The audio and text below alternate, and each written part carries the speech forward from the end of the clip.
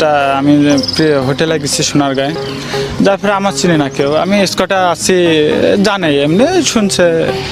আপনার ম্যাচ খেলার পরে তার আগে আপনার আগের দিন সমু ভাই মাসাই ভাইটা গেলে সবার ছবি উঠাচ্ছে নিজের কাছে। আমার কালকে যদি খেলতে পারে তাহলে আমারও মনে হয় সবাই ছবি থেকে উঠাবে।